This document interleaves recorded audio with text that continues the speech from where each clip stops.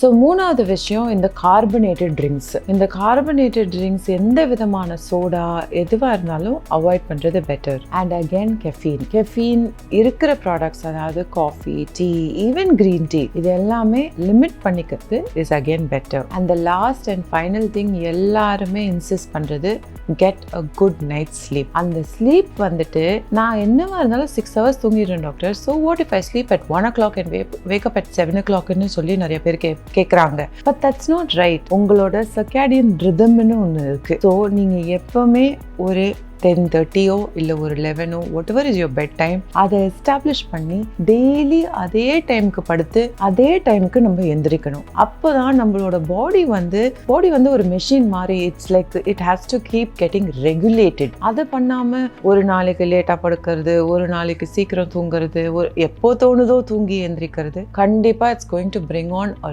Lot of issues to our body.